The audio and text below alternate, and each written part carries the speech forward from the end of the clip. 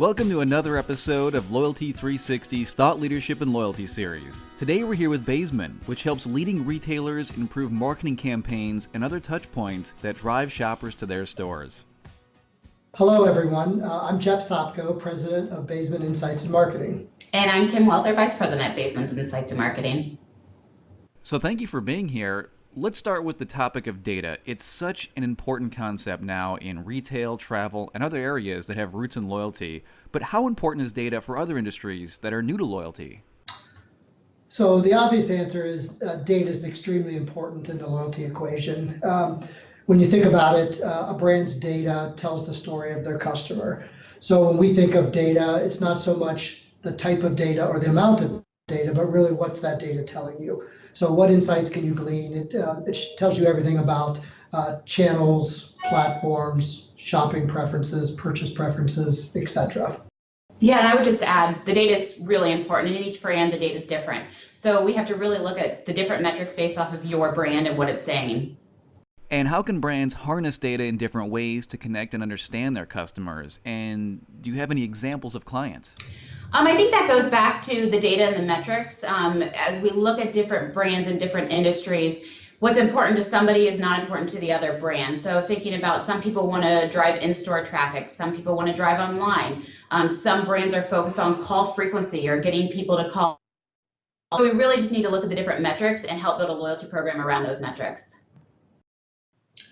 Yeah, so just to piggyback on what Kim said, it's just that being able to use data to personalize the experience or to tailor a message is extremely important. Data is contributing everything in every aspect from program structure and design all the way through to customer engagement. And what we see today from a client example is American Girl comes to mind.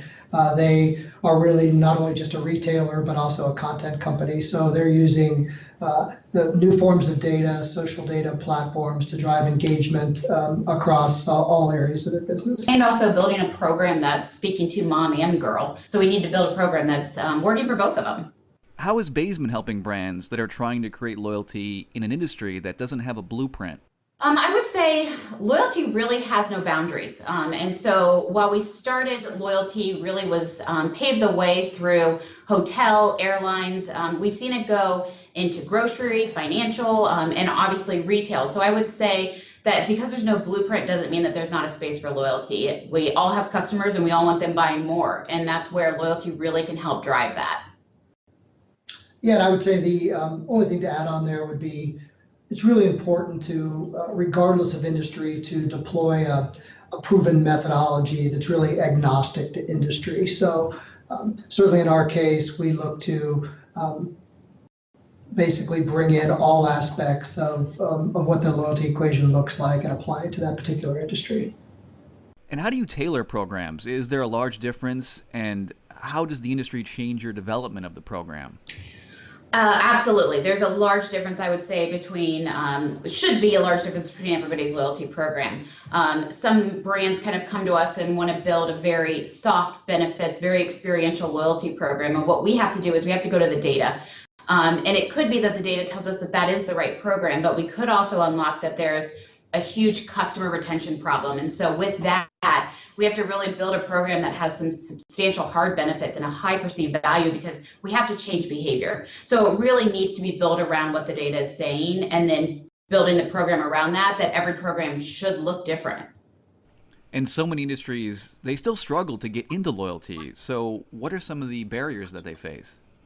Yeah, so everyone wants that loyalty guarantee, right? So on the onset, as they think about and explore the opportunity with loyalty within their brand, they want some assurance that it's going to work. And that's just not always there in the beginning. So it's certainly budget, data, and the partner. Those are the three critical areas that people want to explore and get some assurance from the beginning. Yeah, and I would say definitely budget is one of those top ones. We need the data to build out the program, but every brand wants to know how much is it going to cost and what is it going to return from a profitable perspective. So we really partner with brands to go through the exercise before you kick off loyalty. What is our assessment as to the budget we need? And then what's that year 1 through year 3 return on that investment?